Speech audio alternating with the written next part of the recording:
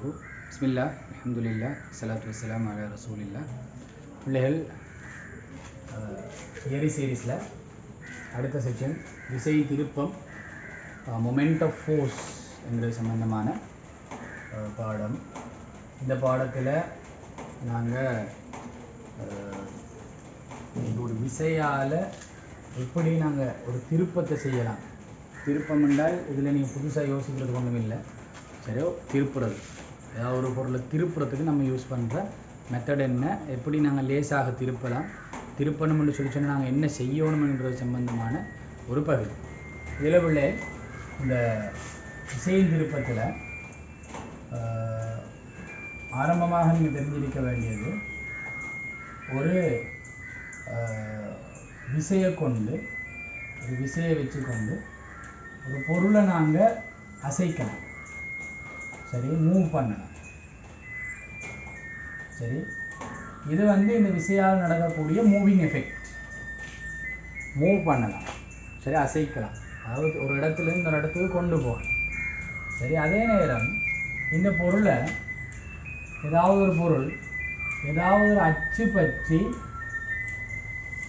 என்ன செய்யலாம்னு சொல்லி சொன்னால் ஒரு விசையை கொடுத்து திருப்பலாம்.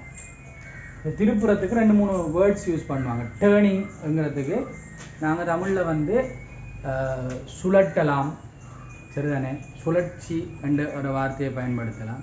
சரி, அதே நேரம் திருப்பம்ங்கிற வார்த்தையை பயன்படுத்தலாம். சரியா, அதை திருப்புற திறமைக்கு திருப்பு திறன் அப்படின்ற வார்த்தைகளை பயன்படுத்தலாம். சரி, இங்கிலீஷில் மொமெண்ட் ஆஃப் ஃபோர்ஸ்ன்னு சொல்லுவோம். சரி, விசையின் திருப்பம். ரைட். இப்போ இந்த விசையின் திருப்பம் சம்பந்தமாக படிக்கிற நேரம் பிள்ளைகள் ஒரு விஷயத்தை நீங்கள் புரிந்து கொள்ளணும். ஒரு பொருள் திரும்பணும் என்றால் கட்டாயம் அந்த பொருள் ஏதாவது ஒரு புள்ளியை பிடிச்சு கொண்டு தான் திரும்பணும். ரைட், அதை டேர்ன் பண்ணணும்னு சொல்லி சொன்னால், சரி, ஏதாவது ஒரு பாயிண்ட்டை அவர் ஃபிக்ஸ் பண்ணிக்கணும். இந்த பாயிண்ட்டை பிடிச்சி தான் நான் திரும்ப போகிறேன்னு சொல்லி. சரி, அப்போ திருப்பம்ண்டு வரப்போக்குள்ள, திரும்புதல் வரப்போக்குள்ள, சரி, இந்த பாயிண்டில் ஏதாவது ஒரு பாயிண்டில் இது பிடிச்சி திரும்பணுங்கிறத ஞாபகம் வச்சுக்கணும். உதாரணத்துக்கு சாதாரணமாக சும்மா இப்படி ஒரு பொருள் ஒன்று மேசையில் இருக்குது. இந்த மேசையில் இப்போ இப்படி இருக்கக்கூடிய ஒரு பொருளுக்கு நான் ஒரு விசையை கொடுத்தாலும் இது திரும்பும். அப்போ இது திரும்புகிற நேரத்தில் இது ஒரு இடத்துலையும் பிடிச்சி இல்லைன்னு நீங்கள் யோசிக்கக்கூடாது. சரிதானே, இது பிடிச்சி இல்லை, ஏதாவது ஒரு புள்ளி அது பிடிச்சித்தான் என்ன செய்யும், திரும்பும். அந்த பிடிக்கிற இந்த புள்ளிக்கு வழமையாக நாங்கள் சுழற்சி அச்சு, சுழற்சி, ரைட், சுழலும் தானம், சரி, இந்த மாதிரியான வார்த்தைகளை பயன்படுத்தும். சரி, இங்கிலீஷில் ஃபல்க்ரம்னு சொல்லி யூஸ் பண்ணுறோம். ரைட். ஆனால் நாங்கள் இந்த இடத்துல இந்த பாடத்துக்காக வேண்டி பயன்படுத்த போகிற வார்த்தை சுழற்சி அச்சு. சுழற்சி அச்சு, சரி, டேர்னிங் எக்ஸல். ரைட். ஏதாவது ஒரு எக்ஸலை பிடிச்சி கொண்டு தான், ஒரு எக்ஸிஸை பிடிச்சி கொண்டு தான் இவர் என்ன செய்வார்னு சொல்லி சொன்னால் டேர்ன் பண்ணுவார். சரிதானே. அப்போ இங்கே சுழற்சி அச்சுங்கிற வார்த்தையை நாங்கள் யூஸ் பண்ணுறோம். இது நான் உங்களுக்கு தேவையான வார்த்தைகளை நான் இந்த இடத்துல சொல்லிக்கிட்டு வரேன். அடுத்த விஷயம் என்னென்னு சொன்னால், பொதுவாக ஒரு பொருளை அசைக்கிறோம். அசைக்கிற நேரம் இதில் வேகம், சரி, நான் வேகம்னு சொல்கிறது இடப்பெயர்ச்சிங்கள் நேரம்ங்கிறத மட்டும் தலைக்கு எடுக்காதீங்க. இந்த குயிக்காக, அவசரமாக, இது எவ்வளோ அவசரமாக மூவ் ஆகணும்ங்கிறது இந்த விசையில் தங்கி இருக்கு. சரி, எவ்வளோ விசையை நாங்கள் கொடுக்குறோமோ அவ்வளோவுக்கு அது மூவ் ஆகும். சரி, அதே நேரம் ஒரு ஓய்வில் ஒரு பொருள் இருக்குதுன்னு சொல்லி சொன்னால் இந்த பொருளை அசைக்கணுங்கிற தேவையும் இந்த விசையில பெருமானத்தில் தங்கி இருக்கு. சரி, இப்போ சில நேரங்களில் ஒரு 5 நியூட்டனுக்கு இது அசையாது, 10 நியூட்டனுக்கு அசையாது, ஒரு 15 நியூட்டன் கொடுக்கும்போது அசையும். அப்போ இந்த எஃப்ட பெருமானம் கூட கூட கூட கூட இது அசைகிறதா இல்லையாங்கிறது தீர்மானிக்கப்படுறதும் இருக்குது. சரி, அதே நேரத்தில் இதில் வேகத்துல வளர்ச்சி இது எஃப்ல தங்கி இருக்கு. எஃப் எவ்வளவு கூடுதோ அவ்வளோ குயிக்காக இதில் வேகம் வளரும், அது குயிக்காக மூவ் ஆகும். சரிதானே. இப்படியான சில விஷயங்கள் இதுக்குள்ளே இருக்குது. அது முழுக்க இதில் தங்கி இருக்கிறது, இந்த ஃபோர்ஸில் தங்கி இருக்குது. சரியா பிள்ளை. ஆனால் சுழலக்கூடிய பொருளுக்கு, ரைட், நாங்கள் ஒரு ஃபோர்ஸை கொடுக்காம அதை பார்த்து சிரிச்சிட்டு இருந்தால் ஒரு நாளும் அது சுழலாது. சரி, ஒரு கேட் ஒன்றை திறக்கணும்னு சொன்னால் அது வேணுமென்னா அந்த சின்ன வயசில் இந்த திறந்துடு சீசேண்டால் திறக்கிறதுக்கு கார்ட்டூனால் பார்த்துருப்போம். சரிதானே. இங்கே இருந்து கொண்டு ஒரு கேட்டை பார்த்து திறந்துடு சீசேன்னு சொன்னால் காலையில் இந்த விண்ணேரம் வரைக்கும் அதை சொல்லிட்டு இருக்க வேண்டியது. சரிதானே. உங்களுக்கு திருப்போணும்னு சொல்லி சொன்னால், திறக்கணும்னு சொல்லி சொன்னால் நீங்கள் ஃபோர்ஸை கொடுத்தா தான் திறக்கலாம். ஃபோர்ஸுங்கிறது ஆக முக்கியம், உண்மைதான். சரி, சில நேரங்களில் சில கேட்டுகளை உங்களுக்கு திறக்க இயலாமல் இருக்குமா இருந்தால் ஒரு ஆள் 2 பேர் சேர்ந்து திறப்போம். தள்ளுறதுக்கு கஷ்டமாக இருந்தால் நல்ல ஹெவியான கேட்டாக இருந்துச்சுன்னு சொன்னால் நாங்கள் அதை திறக்கிறதுக்கு கஷ்டப்படுற நேரத்தில் என்ன செய்வோம்னா 2 பேர் 3 பேர் 4 பேர்னு செஞ்சு சேர்ந்து திறக்கிறதுக்கு ட்ரை பண்ணுவோம். சேர்ந்து தள்ளினால் திறப்படும்.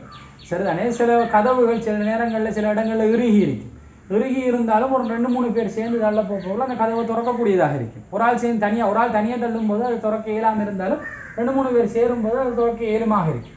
சரி, அப்போ இந்த ஃபோர்ஸ் வந்து இதில் திருப்பம் எந்த அளவுக்கு நடக்கணும், திறமையாக நடக்கணும்ங்கிறது வந்து இந்த ஃபோர்ஸில் தங்கி இருக்குது ஒன்று.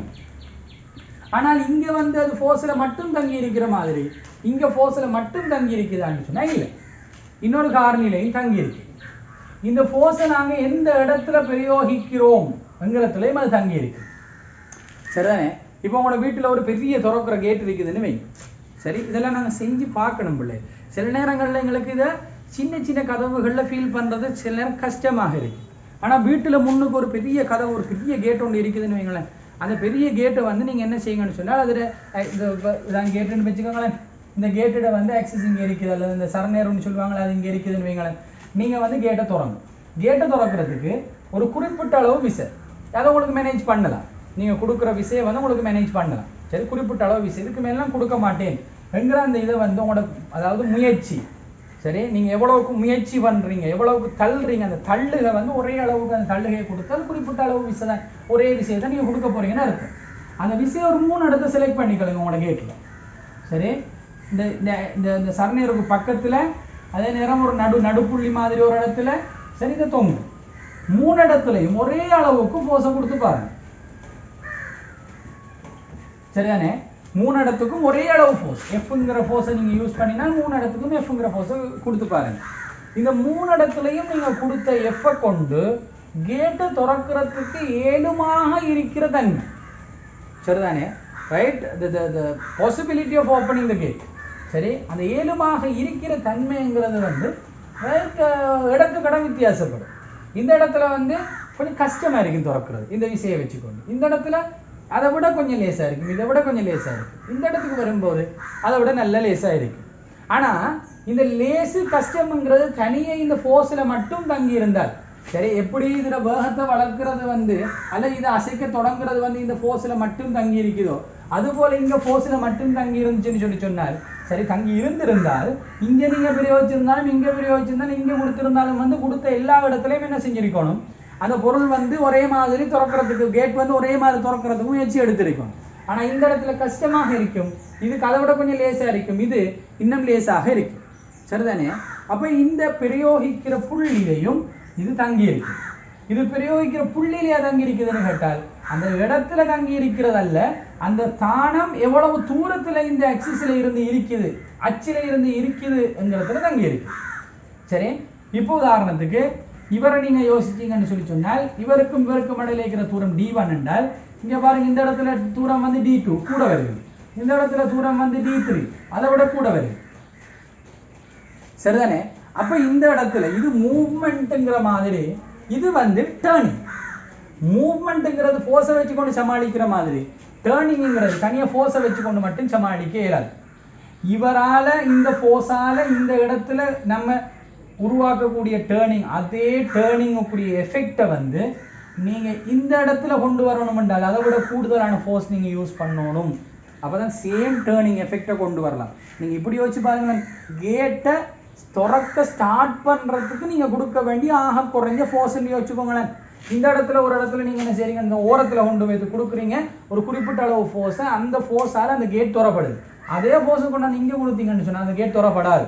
அப்ப அதை திறப்படணும்னு சொன்னா இதே பாயிண்ட்ல வச்சு திறக்கணும்னு சொன்னா நீங்க இன்னும் கொஞ்சம் கூடுதலான ஃபோர்ஸை நீங்க யூஸ் பண்ணணும். சரிதானே? அப்ப அதுல இருந்தே சொல்லுது, கேட்டை திறக்கிற அந்த டேர்னிங்குக்கு வந்து, அந்த ஓப்பனிங்குக்கு வந்து இந்த ஃபோர்ஸ் மட்டும் காரணம் அல்ல, நம்ம எங்க அந்த ஃபோர்ஸை பிரயோகிக்கிறோம்ங்கிறதும் தங்கி இருக்கு. சரிதானே? அப்ப இந்த திறக்கிற தன்மை அதான் வந்து திருப்புதிறன். சரி, இந்த திருப்புற தன்மை, திருப்புற திறமை தான் திருப்புதிறன், டேர்னிங் எஃபெக்ட்னு சொல்லுவோம். இந்த டேர்னிங் எஃபெக்ட்ங்கிறது பிள்ளைகள் 2 விஷயத்துல அப்ப தங்கி இருக்கு. இதை விட கூடுதலாக ஏதாவது ஒரு விஷயம் ஒன்றுல தங்கி இருக்குதான்னு சொன்னால் இது வர காலத்துல அப்படி ஒன்று கண்டுபிடிக்கல, அவ்வளோ. சரிதானே? இதுக்கு பிறகு உங்களை மாதிரி சயின்டிஸ்ட்கள் உருவாகி சரிதானே? இல்லை டேர்னிங் எஃபெக்ட்ங்கிறது இன்னும் ஒரு 2 காரணிகள் தங்கி இருக்குதுன்னு சொல்லி நீங்கள் கண்டுபிடிச்சு உலகத்துக்கு சொல்லுவீங்களா இருந்தால் இன்ஷா அல்லாஹ் இன்னொரு 10 வருஷத்துல சிலபஸில் அதுவும் வரும். சரிதானே? இதுவரையில் உள்ள சிலபஸுக்கு வந்து இவ்வளவுதான் வந்திருக்கு. ரைட்?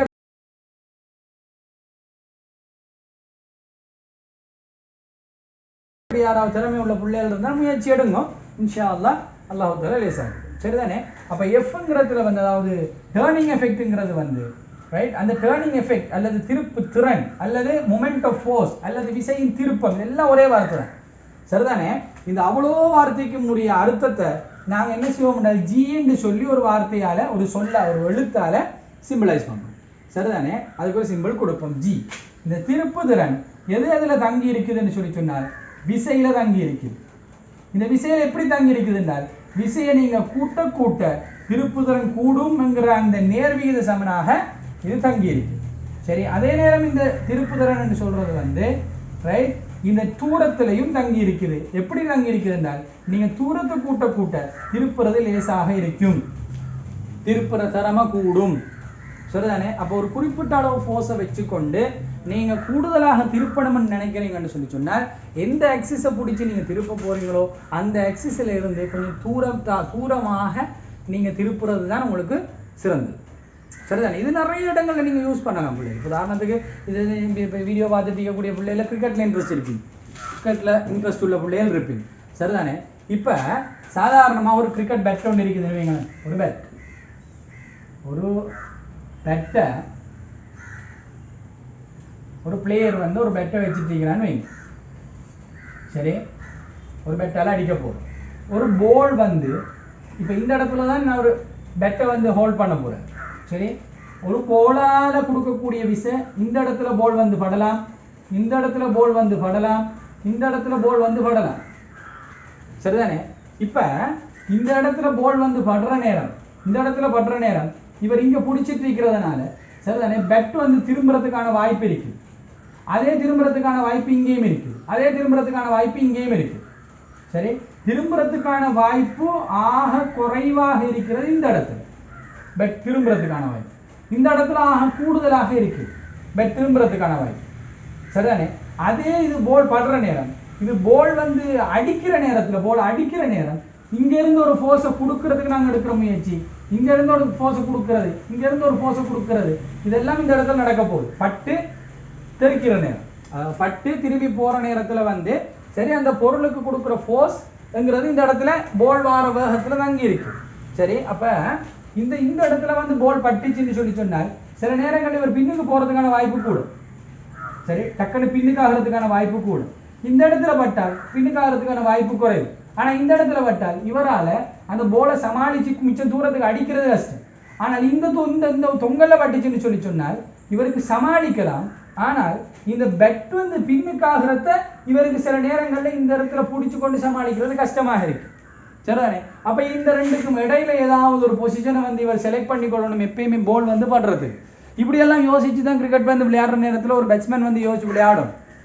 சரி, இப்படி நிறைய விஷயங்கள் இருக்கு. இதெல்லாம் யோசிக்கணும்ன்றதுக்காக வேண்டி அவடத்துல போய் நின்றுக்கிட்டு கொஞ்சம் நேரம் போல் போடுற நீ எவ்வளத்துல போல் படுதுன்றதை பார்த்து இப்படி பார்த்துட்டு நீங்க சொன்னா போல் வந்து பெட்டில் படாது விக்கெட்ல பட்டுரும்.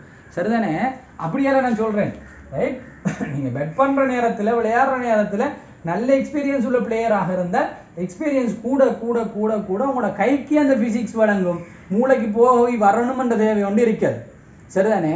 அது மூளைக்கு போறதுக்கு முன்னாலே அந்த மெசேஜை எல்லாம் கை பார்த்துக்கணும். கைக்கு வந்து கையில இருந்து மெசேஜ் போய் கைக்கு மெசேஜ் அவசரமாக வந்து சேர்ந்துடும். கை பழக்கம்னு சொல்லுவாங்க, அந்த கை பழக்கமே அதை வச்சு விளையாடு. சரிதானே? அப்ப பிள்ளையர் இந்த மாதிரி நிறைய இடங்கள்ல இந்த பிசிக்ஸை நாங்க யூஸ் பண்றோம். திருப்பம் என்று சொல்லக்கூடிய மொமெண்ட் ஆஃப் ஃபோர்ஸ் சொல்லக்கூடிய இந்த பிசிக்ஸை நாங்க யூஸ் பண்றோம். அப்ப இந்த டிஸ்டன்ஸ்ங்கிறது இன்க்ரீஸ் ஆக திருப்புறது லேசாக இருக்கு. அப்ப ஜிங்கிறது யார் யார்ல தங்கி இருக்குதுன்னு சொல்லி சொன்னால் ஃபோர்ஸ்லையும் அது எவ்வளவு தூரத்துல பிரயோகிக்கப்படுது அந்த ஃபோர்ஸ்ங்கிறதுலையும் தங்கி இருக்கு. சரி, இந்த வார்த்தைகளை நான் கொஞ்சம் அழகாக்குறேன் பிள்ளை. இந்த வார்த்தைகள் உங்களுக்கு லேசாக இருக்கணும்ன்றதுக்காக வேண்டி இதை கொஞ்சம் அழகாக்குறேன். இதை விசை என்று சொல்றேன். இது விசை, இது டிஸ்டன்ஸ்ங்கிறது அல்ல. சரி, அது டிஸ்டன்ஸ் என்று எடுக்கப்படாது, தூரம் என்று எடுக்கப்படாது. இந்த விசையை நாங்க பிரயோகிக்கிறோமே அந்த முறையிலையும் இந்த தூரம் தங்கி இருக்கு. இந்த விசையை நாங்க இப்படி பிரயோகிக்கவும் நல்ல விளையங்களும் இந்த புள்ளியில இதே ஃபோர்ஸ் F வந்து இப்படி பிரயோகிக்கவும் மேலும் உங்களுக்கு இப்படி பிரயோகிக்கவும் மேலும். சரியா பிள்ளை? இப்ப இந்த மூணு இதுக்கும் நம்மட கணிப்புப்படி டிஸ்டன்ஸ்ங்கிறது சேம் d3. ஆனால் இந்த இடத்துல நாங்க கன்சிடர் பண்ற டிஸ்டன்ஸ் அதுவல்ல. இந்த இடத்துல நாங்க கன்சிடர் பண்ற டிஸ்டன்ஸ் எது என்றால் பெர்பெண்டிகுலர் டிஸ்டன்ஸ், செங்குத்து தூரம்.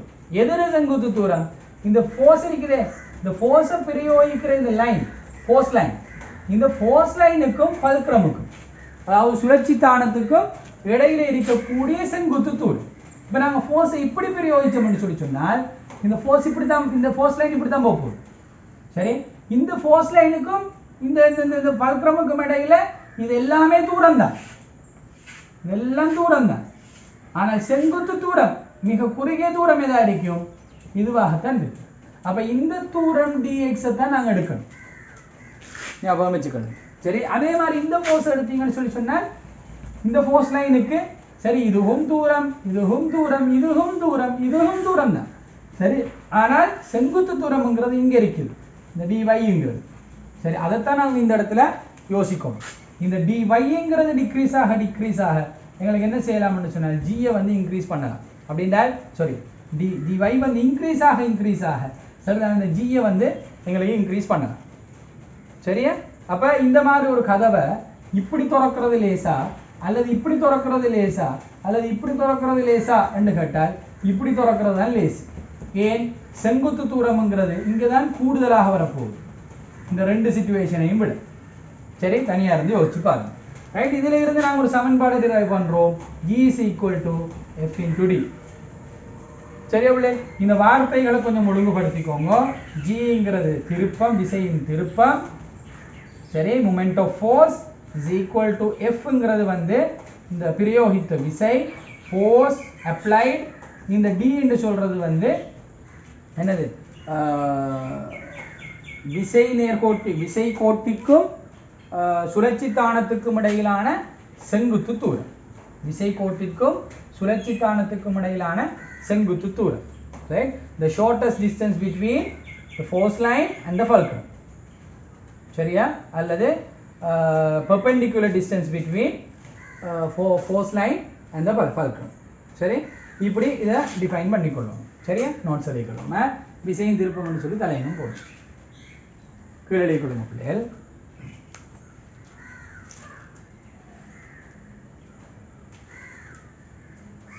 பொருளொன்றின் மீது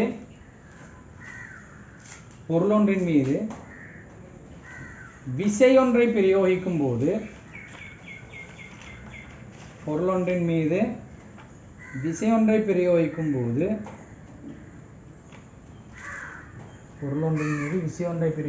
போது அதில்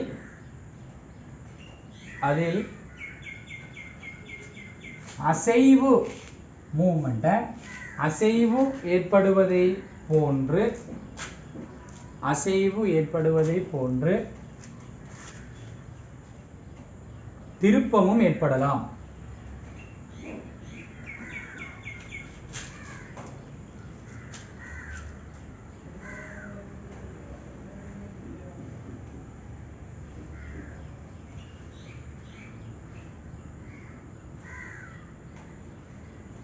அடுத்த வரியில, அடுத்த பாயிண்ட்ல இத்திருப்பம் ஏற்படும்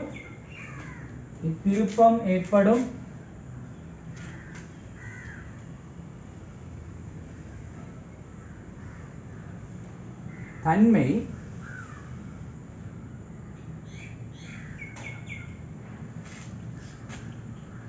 திருப்புதிறன் அல்லது விசையின் திருப்பம் பிராக்கெட்டுக்குள்ள மொமெண்ட் ஆஃப் ஃபோர்ஸ்னு போட்டுருக்கோம்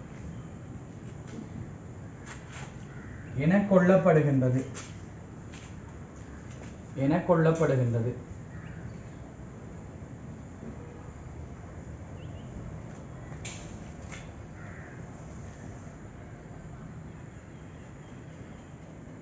இப்படி ஒரு படத்தை போட்டுக்கலுங்க.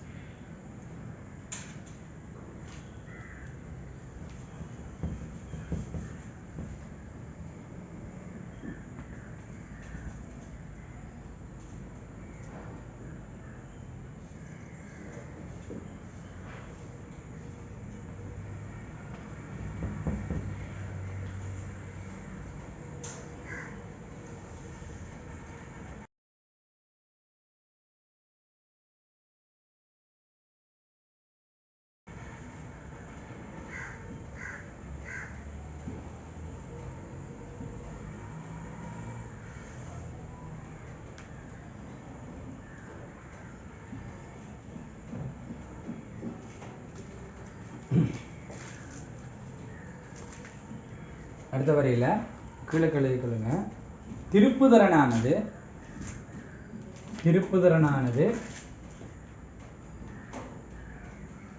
பொருளின் மீது பிரயோகிக்கப்படும் விசையில் தங்கியிருக்கும் அதே வேளை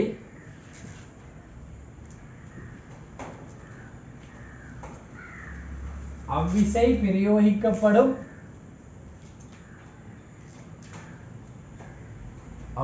பிரயோகிக்கப்படும் இடத்திலும் தங்கியுள்ளது. அவ்விசை பிரயோகிக்கப்படும் இடத்திலும் தங்கியுள்ளது. இதிலிருந்து திருப்புதிறனுக்கான ஒரு சமன்பாடு பின்வருமாறு தரப்படும்.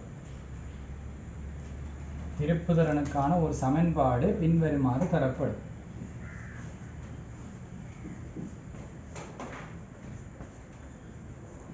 திருப்புதிறன் சரி, மொமெண்ட் ஆஃப் ஃபோர்ஸ் சமன் பிரயோகித்த விசை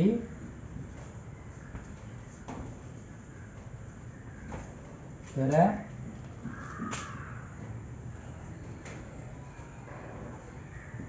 விசைக்கோட்டிற்கும்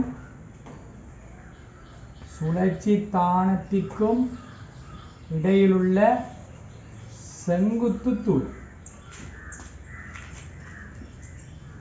Distance between the force line and the fulcrum. Sorry, shortest distance. Shortest distance between the force line and the fulcrum. அடுத்த வரையில் எழுதிக்கோங்க. மேலுள்ள படத்தில் F1 விசைக்கு G1 சமன் F1 into D1.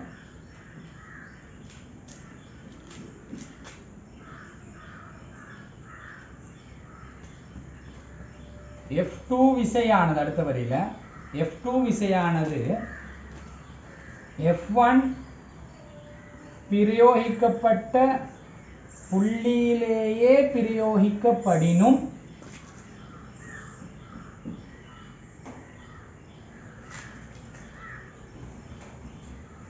F2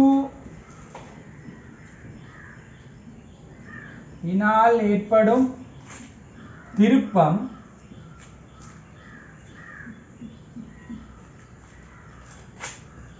D2 என்ற தூரத்தை கொண்டே வழங்கப்படும்.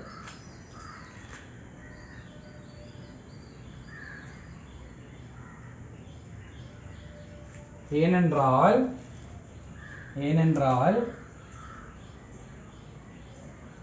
F2வின் விசைக்கோட்டிற்கு D2வே செங்குத்து தூரமாகும். D2வே செங்குத்து தூரமாகும். Therefore G2 is equal to F2 into D2.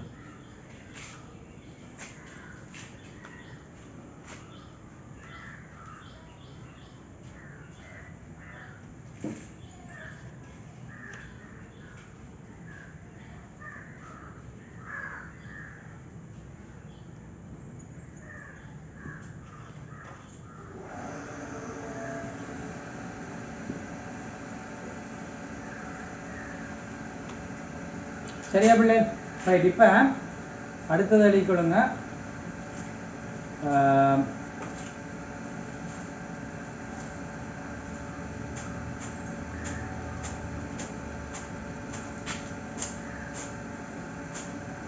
அடுத்த பாயிண்ட்ல திருப்பத்தின் அலகு unit of moment of force என்ன அலகு? இது நியூட்டன், அது மீட்டர். நியூட்டன் மீட்டர் அல்லாட்டி kilogram metre square second minus 2. சரி, பரிமாணம் பரிமாணம் டைமென்ஷன் என்னது m l square t minus 2.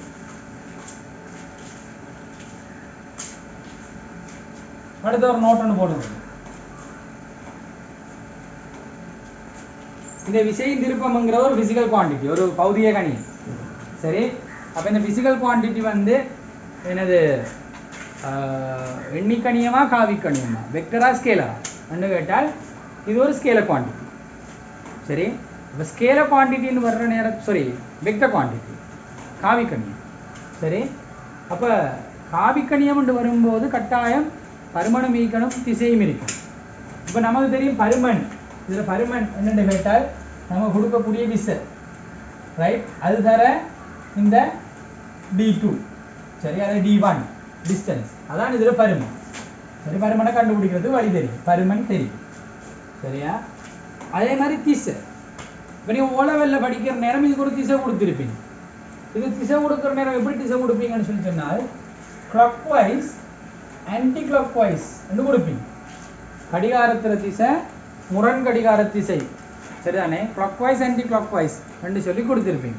இந்த கிளாக் வைஸ் ஆன்டி கிளாக் வைஸுங்கிறது பிள்ளைகள் ஒரு விஷயத்தை நல்லா விளங்கிக்கிறோம். நீங்கள் இது ஃபிசிக்ஸில் கொடுக்கக்கூடிய ஒரு திசை அல்ல. சரி, ஃபிசிக்ஸில் clockwise anti clock wise என்றெல்லாம் திசை கிடையாது, சரிதானே? அது டேர்ன் பண்ணுற சைடாக இருக்கலாம், ரைட்? அது நாங்கள் நம்மளோட அண்டர்ஸ்டாண்டிங்குக்கு டக்குன்னு ஒருத்தருக்கு வழங்கப்படுத்துறதுக்காக வேண்டி கிளாக் வைஸ் ஆன்டி கிளாக் வைஸ்ன்னு சொல்லலாம். சரி, கிளாக் வைஸ் என்று சொல்கிற அந்த வார்த்தையை வந்து ஒரு குறிப்பிட்ட திசையை நமக்கு சொல்லித்தர வார்த்தை உண்டல். இப்போ உதாரணத்துக்கு ஒரு பொருள் இப்படி ஒரு வட்டம் ஒன்று இருக்குதுன்னு வைங்களேன். இப்படி ஒரு வட்டம் இருக்குது என்றால் இந்த வட்டம் இதால போக்குல இந்த திசையை நோக்கியும், இதால போக்குல இந்த திசையை நோக்கியும், இதால போக்குல இந்த திசையை நோக்கியும், இது ஒவ்வொரு புள்ளியை கடக்கும் போதும் வேற வேற திசைகளை ரிப்ரசன்ட் பண்ணி கொண்டு போகுது, சரிதானே? ரைட். அப்ப நமக்கு இந்த கிளாக் வைஸ் என்று சொல்ற ஒத்த வார்த்தையால இதுல ஒரு திசை ஒன்று உங்களுக்கு டிஃபைன் பண்ண இயலாது. ஆனால் காவிக்கணியமாக இந்த கட்டாயம் அதுக்கு ஒரு திசை இருக்கணும்.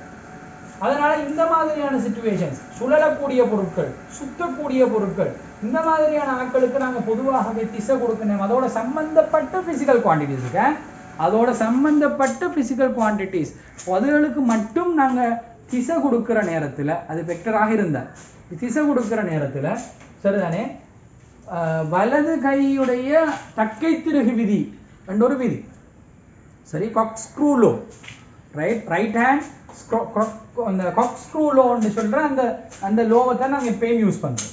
அப்படின்னால் திருப்பம்ங்கிறது வந்து இந்த 4 விரலும் இருக்கிற திசை, சரிதானே? அப்படி இருந்தால் பெருவிரல் எந்த திசையை காட்டுதோ அதுதான் அந்த திருப்பத்துக்குரிய திசை. சரி, இப்போ உதாரணத்துக்கு இது எங்கால பக்கம் திரும்புது, கீழே திரும்புது.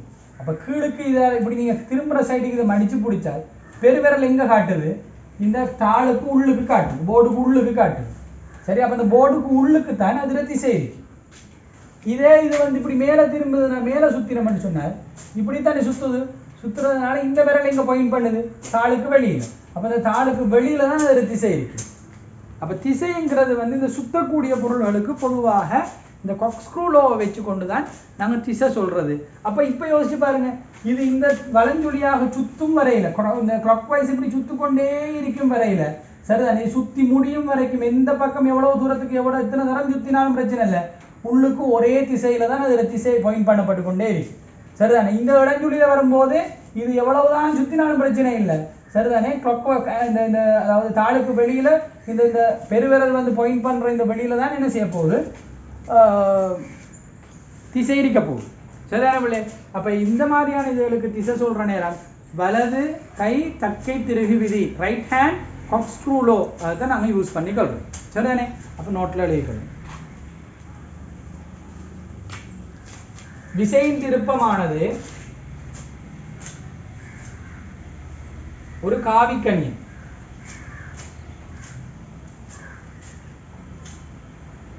அடுத்த காவிக்கணியம் மேற்படி சமன்பாட்டை கொண்டு இக்காவிக்கணியத்தின் பருமனை துணிய முடியும் என்கின்ற அதே வேளை மேற்படி சமன்பாட்டை கொண்டு இக்காவிக்கணியத்தின் பருமனை துணிய முடியும் என்கின்ற அதே வேளை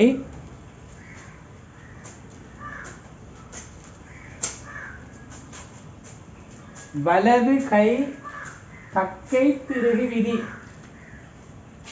அல்லது வலக்கை தக்கை திருகு விதி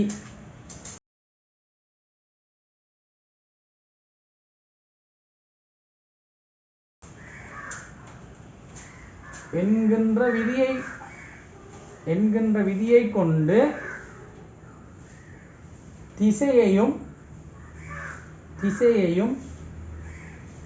துணியலாம். அறியலாம். துணியலாம் அல்ல, அறியலாம். திசையையும் அறியலாம். சரி, அப்ப வலக்கை தக்கை திரு விதி எப்படி யூஸ் பண்றேன்னு உங்களுக்கு தெரியும். உங்களுக்கு தேவையான பிள்ளை நோட்ஸ்ல எங்கேயாவது இடத்துல அதை சேர்த்துக்கொள்ளுங்க. அதை நோட்ஸாக எழுத வேண்டிய தேவை வேண்டியது. சரி, பிசிக்ஸ்ல நோட்ஸுக்கு பின்னுக்கால் நாங்கள் போக இயலாது. சரி, ஏழுமான அளவுக்கு நாங்கள் ஷார்ட்டாக நோட்ஸ் எழுதி கொண்டு விஷயத்தை தலைக்கு எடுத்துக்கொண்டு எவ்வளவுக்கு அண்டர்ஸ்டாண்டிங் இருக்குதோ அந்த அளவுக்கு அண்டர்ஸ்டாண்டிங்கை வச்சுக்கொண்டு நம்மளால் எவ்வளவுக்கு கேள்விகள் செய்ய முடியுமோ இன்ஷா அல்லாஹ் அவ்வளவு கேள்விகளை செஞ்சு நம்ம அதில் நம்ம திறமையை வளர்த்து கொள்ள தான் வேணும். சரிப்படு.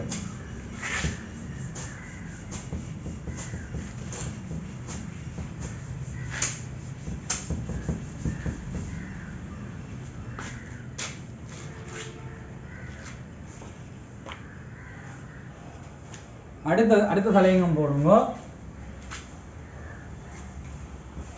திரும்பும் பொருளின் சமநிலை. திரும்பும் பொருளின் சமநிலை.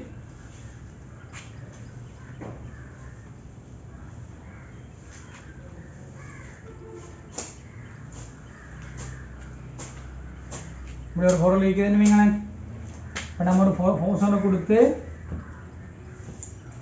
என்ன செய்ய போறோம்னா திருப்ப போறோம். உதாரணத்துக்கு நான் இது ஒரு 20 நியூட்டன் சொல்றேன். இதுக்கு இடையில இருக்கக்கூடிய இந்த செங்குத்து தூரத்தை ஒரு சென்டிமீட்டர்னு சொல்றோம். திருப்ப போறோம். ரைட். இப்ப இது திருப்புற நேரத்தில் இந்த பொருளை திரும்பாம ஆக்குறது தான் அந்த பொருளுடைய சமநிலை. சரி, இந்த பொருள் வந்து என்ன செய்யணும்னு சொன்னால் அதே இதில் திரும்பாம வச்சுக்கொள்ளணும். திரும்பப்படாது. அப்படி திரும்பாம இருந்தால் அந்த பொருள் சமநிலையில் இருக்குதுன்னு அர்த்தம். ஓய்வுல வச்சுட்டு இருக்கணும். சரி, இப்போ இந்த பொருளை ஓய்வுல வச்சுட்டு இருக்கணும்னு சொன்னால் இதே புள்ளியில உங்களுக்கு 20 நியூட்டனை கொடுத்தால் வச்சுக்கொள்ளலாம் என்று மனசு சொல்லு. சரி, ஆனால் என்னால் கொடுக்கக்கூடியது என்னால் 40 நியூட்டன் வரைக்கும் கொடுக்கலாம்னு நான் 40 நியூட்டனை இந்த இடத்துல பிரயோகிக்கிறேன். இதுல தூரம் வந்து 1 மீட்டர்னு வச்சுக்கலாம். இந்த 1 மீட்டர் தூரத்தை 40 நியூட்டனை கொடுத்தாலும் எனக்கு வந்து இந்த பொருளை சமநிலையில வச்சுக்கொள்ளலாம், ஓய்வுல வச்சுக்கொள்ளலாம். அது எப்படி ஓய்வுல வச்சுக்கொள்ளலாம் என்றால், இங்க நாங்க நிப்பாட்ட போறது அசைவே அல்ல. ஒரு பொருளுக்கு நாங்க அந்த பொருளை வந்து ஓய்வுல வச்சுட்டு இருக்கிறதுக்கு இங்கால ஒரு ஃபோர்ஸை கொடுத்தால் அதே ஃபோர்ஸை இங்கால கொடுத்து நேற்று நாங்க இதுக்கு முதல் வீடியோவில் நாங்க பார்த்தோம். சரிதானே? இதுக்கு முதல் கிளாஸ்ல நாங்க பார்த்தோம் வந்து சரிதானே. இந்த இடத்துல நீங்க ஃபோர்ஸை ஒரு 10 நியூட்டனை கொடுத்தீங்கன்னு சொன்னால் இப்படி ஒரு 10 நியூட்டனை கொடுத்தால் இந்த பொருள் என்ன செய்யாது, அசையாது, சமநிலையில் இருக்கும்னு சொல்லி நாங்கள் கதை பார்த்தோம்.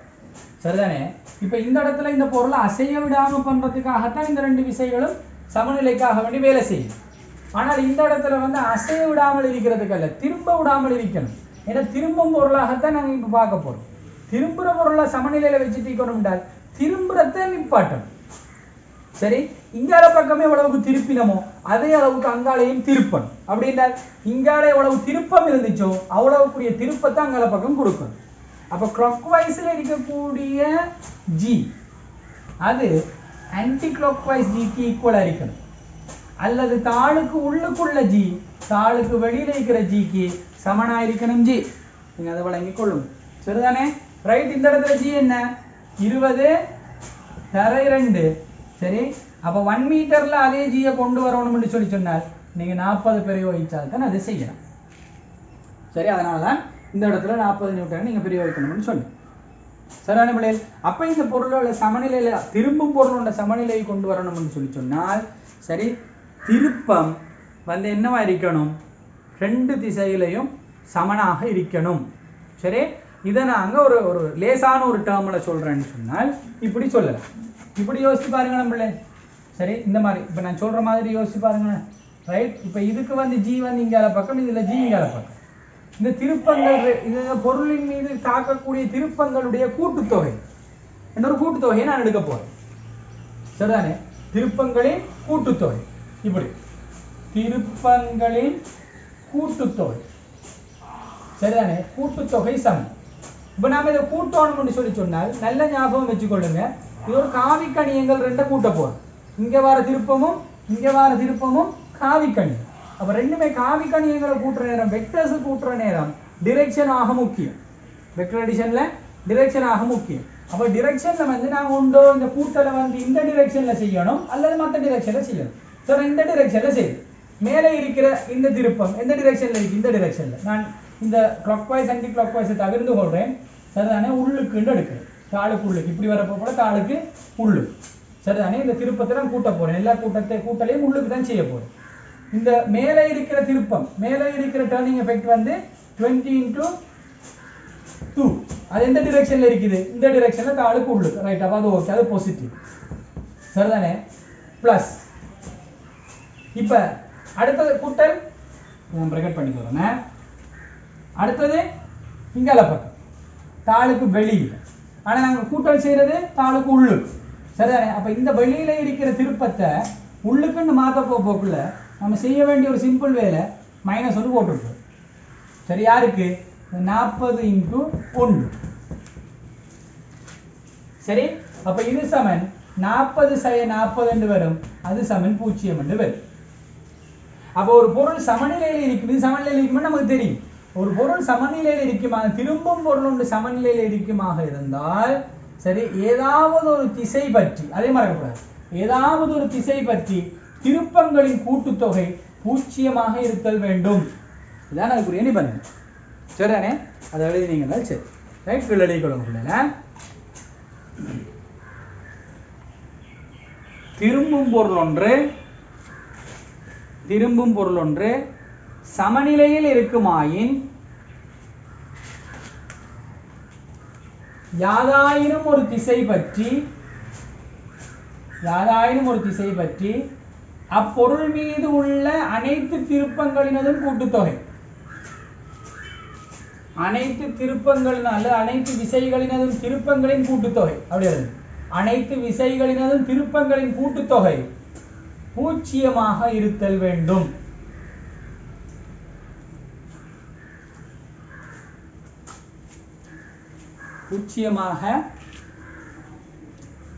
இருத்தல் வேண்டும்.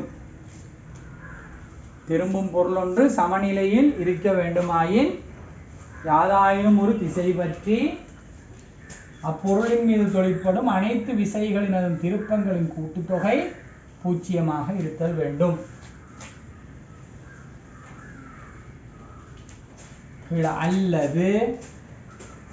அல்லது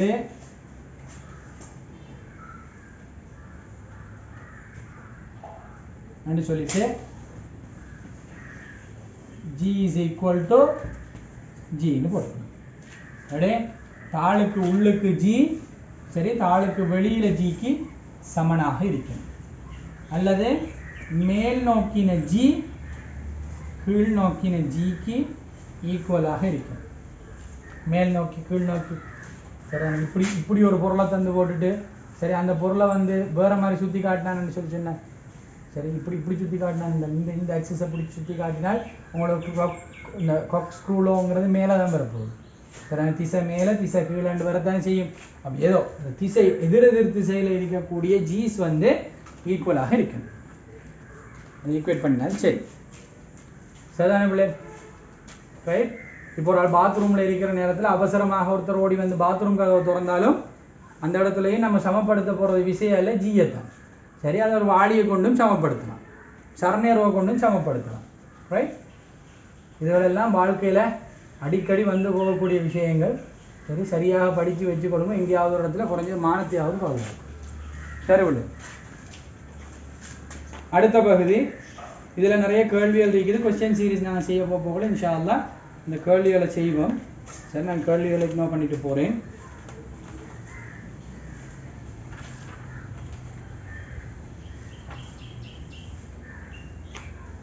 அடுத்த தலையங்கம் போடுங்க. Force couple.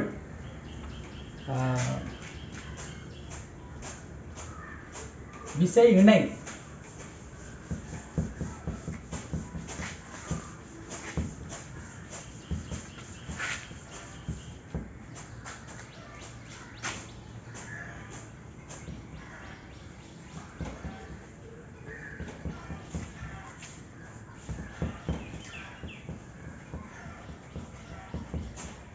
force coupling.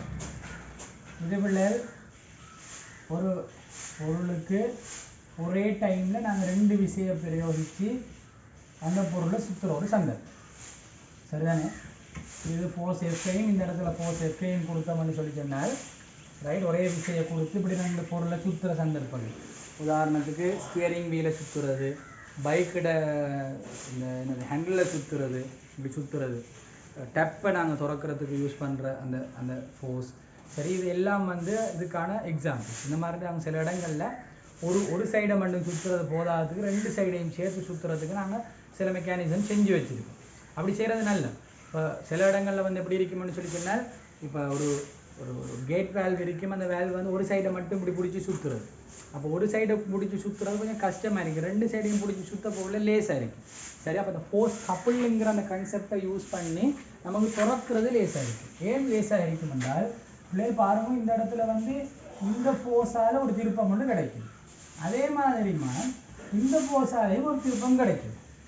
ரெண்டு திருப்பத்தையும் பாருங்க, இதுவும் இந்த சைட். அப்போ இந்த ஸ்க்ரூலோக்கு போனோம்னு சொன்னால் உள்ளுக்கு தான் அதில் திசை, இதில் திசையும் வந்து உள்ளுக்கு தான். அப்போ ரெண்டுடையும் திசை உள்ளுக்குன்றதுனால இது ரெண்டுடையும் கூட்டுத்தொகை தான் இந்த பொருள் மேல் தாக்கக்கூடிய திருப்பம். ரெண்டு பேர் திருப்புறாங்களே, சரிதானே? அப்போ இது ரெண்டையும் நேரடியாக கூட்டலாம். எஃப்இன்டிடின்னு சொல்லி கூட்டலாம். கூட்டினால் டோட்டல் என்ன கிடைக்கும்? மொமெண்ட் ஆஃப் ஃபோர்ஸ் கிடைக்கும். சரி, மொத்த திருப்பம் கிடைக்கும். அப்போ அந்த மொத்த திருப்பத்தில் பெருமானம் என்னவா இருக்கும்னு சொன்னால் 2FD ஆக இருக்கும். அப்போ சாதாரணமாக ஒரு சைடில் மட்டும் கொடுத்தா FD கிடைக்கிறது, இங்கே டபுளாக கிடைக்கும். அப்போ இந்த ஃபோர்ஸ் கப்ளிங்ன்ற அந்த சிஸ்டத்தை வந்து அந்த கன்செப்டை வந்து நாங்கள் சில இடங்களில் யூஸ் பண்ணிக்கொள்வோம். என்னத்துக்காக சொன்னால் அந்த வேலையை இன்னும் கொஞ்சம் லேசாக செய்கிறதுக்காக வேண்டி. சரிதானே? அந்த லேசாக செஞ்சு கொள்றதுக்காக வேண்டி இதை நாங்கள் செய்கிறோம்ங்கிறத ஞாபகம் வச்சுக்கிறோம். அப்போ நம்ம சில இடங்களில் தனியாக ஒரு கையை யூஸ் பண்ணுறதை விட ரெண்டு கையை யூஸ் பண்ணுறது நல்லது. இப்போ சில நேரம் வாகனங்கள் ஓட்டும் போது சரிதானே, ஒரு கையால் மட்டும் அதை திருப்பாமல் நம்ம ரெண்டு கையாலையும் திருப்ப போல் அது நமக்கு திருப்புறது லேசாக இருக்கும். சில நேரங்களில் நம்ம இந்த வாகனங்களில் இப்போ உதாரணத்துக்கு இப்போ கார் வேன் மாதிரியான வாகனங்கள் உரப்போக்குள்ள சரி, சில நேரம் ஸ்டியரிங் ஒரு கையால் திருப்புறதுக்கு ட்ரை பண்ணுவோம். ஒரு கையால் தான் நாங்கள் ட்ரைவ் பண்ணுவோம். என்றால் பொதுவாக இன்னொரு கை அது ஒரு மேனுவல் கியராக இருந்துச்சுன்னு சொல்லி சொன்னால் பொதுவாக இன்னொரு கை வந்து கியர்லான் இருக்கும். சரி, அடிக்கடி கியர் மாற்ற வேண்டி இருக்கிறாங்க. ஒரு கையால் ஓட்டித்தான் பழக்கமாக இருக்கும். ரெண்டு கையும் இப்படி வச்சு கொண்டு இருக்க மாட்டோம். ஒரு கையை இங்கேயா குத்தி வச்சுக்கிட்டு தான் இருப்போம். அது ஆட்டோ கியராக இருந்தாலும் பொதுவாக இந்த கையை குத்தி வச்சுக்கிட்டு ஒரு கையால் தான் ட்ரைவ் பண்ணுறதுக்கு ட்ரை பண்ணும். சரிதானே? அப்போ அந்த மாதிரி ட்ரைவ் பண்ணுற நேரங்களில் சாதாரணமான விஷயங்களுக்கு ஓகே. சடனாக ஏதாவது உண்டு, ஏதாவது ஒரு இடத்துல மிச்சம் நுணுக்கமாக நம்ம திருப்ப வேண்டி இருக்குது, அவசரமாக திருப்பி அங்கே திருப்பணும்ன்ற சிச்சுவேஷன் வரப்போ ஆட்டோமேட்டிக்காக இந்த கையும் சேர்ந்து வந்துடும். ஏன் அந்த கையும் சேர்ந்து வருதுன்னு சொன்னால் திருப்பத்தை லேசாக்குறது. திருப்பத்தை டக்குன்னு லேசாக்கி அஞ்சால் திருப்பி அங்கே திருப்புறதுக்காக ஒரு கையால் இப்படி செஞ்சு இப்படி செய்கிறதுக்கு இடையில சில நேரங்களில் அந்த திருப்பத்தை சரியாக நம்ம கொடுக்க இயலாமல் போனால் ஆபத்து கண் முன்னுக்கு இருக்கும். அந்த ஆபத்தை குறைச்சி கொள்றதுக்காக வேண்டி இந்த மாதிரி ரெண்டு கையையும் யூஸ் பண்ணுறதுக்கான சிச்சுவேஷன்ஸ் நம்ம பார்த்துருக்கோம். சரிதானே? இது நிறைய இடங்களில் இந்த கான்செப்டை நாங்கள் யூஸ் பண்ணுறோம். சரி, இந்த என்னது ஸ்க்ரூ டிரைவரால் ஸ்க்ரூவை கழட்டுற நேரத்தில் அந்த டிரைவரையும் நாங்கள் இப்படி தான் சுற்றுவோம். சரி, அப்போ அவடத்தையும் ஒரு ஃபோர்ஸ் கப்பில் ஒன்று வரும். ரெண்டு ஃபோர்ஸும் நாங்கள் யூஸ் பண்ணுறோம். சரி, இந்த மாதிரி பல சந்தர்ப்பங்களில் வரும். சில நேரங்களில் வந்து இது ஏன் செய்கிறேன்னு எனக்கு தெரியாது. ரைட், பாப்பா காது திருவுற நேரமும் சில நேரம் ரெண்டு சைடும் ஃபோர்ஸை கொடுத்து இப்படி திருவுவார். சரிதானே? அது கூட ஃபோர்ஸ் கப்பிள் தான். இதுக்கு பிறகு உங்களோட வீட்டில் வந்து யாராவது காது திருவினாங்கன்னு சொல்லிச்சுன்னா அவங்களுக்கு ஃபோர்ஸ் கப்புளுங்கிற கான்செப்ட் தெரியும்னு நினச்சிக்கணும். சரிதானே? Right, okay. ரைட், இப்போ விசை இணை என்றது இதுதான். ரைட், இது ஒரு பெரிய கான்செப்ட் உண்டல்ல, சும்மா ஒரு ஐடியா எடுத்துக்கொள்ளுங்க. இது நமக்கு யூஸ்ஃபுல்லாக இருக்கும்ன்றதுக்காக வந்து எக்ஸாம்ஸில் வர்றதுக்கான வாய்ப்பும் இருக்குது. சரி, விட கிளறி கொள்ளுங்க. திரும்பும் பொருளொன்றின் மீது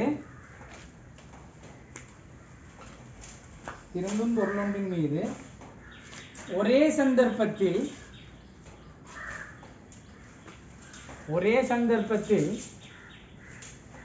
ஒரே திசையில் கூடுதலான திருப்பு திறனை பெற்றுக்கொள்வதற்காக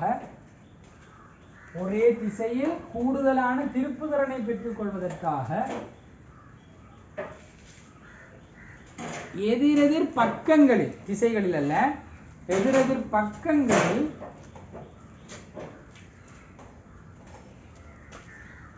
திருப்பத்தை பிரயோகிக்கும் சந்தர்ப்பங்கள் விசை இணை என அழைக்கப்படுகின்றது. திருப்பத்தை பிரயோகிக்கும் சந்தர்ப்பங்கள் விசை இணை என அழைக்கப்படுகின்றது.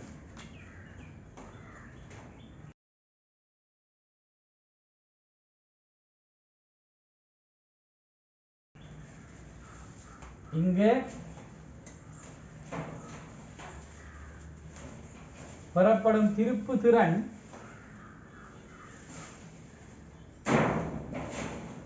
இரட்டிப்பாக இருக்கும்.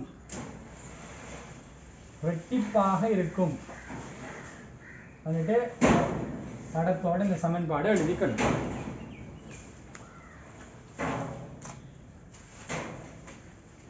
சரி அவளே, இதான் வந்து திருப்புதிறன் அதோட சம்பந்தப்பட்ட பகுதி. அடுத்தது ஒரு சின்ன ஒரு செக்ஷன் ஒன்று இருக்குது. இதில் சென்டர் ஆஃப் கிராவிட்டி, அதோட இந்த செக்ஷன் முடியுது. 2.3 முடியுது. 2.3 முடிச்சிட்டோம்னு சொன்னால் நாங்கள் அடுத்த பகுதி 2.4க்கு போகலாம். சரி பிள்ளை, இந்த வீடியோலேயே சென்டர் ஆஃப் கிராவிட்டியை முடிச்சிடுவோம். தலையங்கம் போடுங்க. Centre of gravity,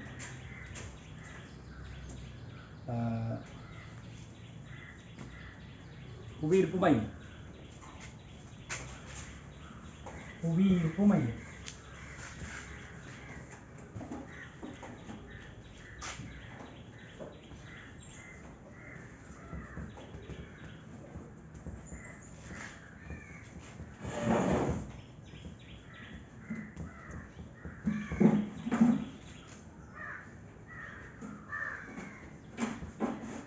centre of gravity.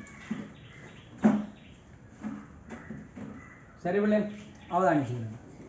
இது ஒரு கற்பனை. சரி, அந்த கற்பனை நிஜத்தில் பிரயோகிக்கப்படுகிறது.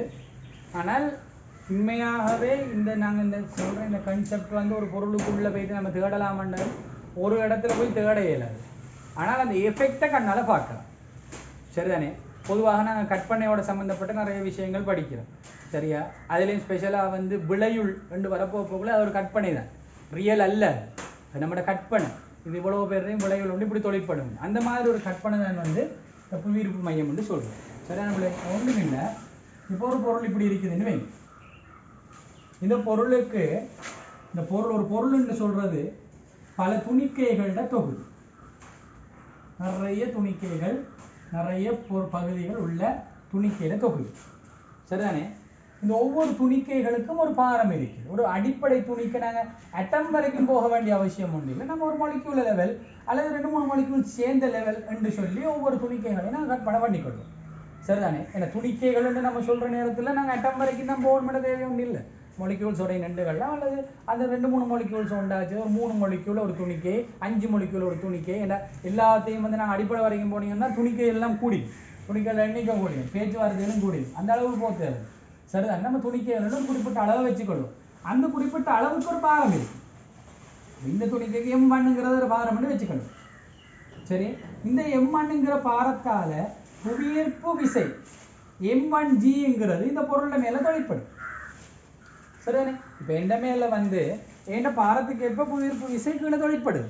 சரி, இப்போ நான் ஒரு 80 கிலோகிராம் 80 கிராம் இல்லை, சரி, நல்லா பாதுகாக்கட்டும்.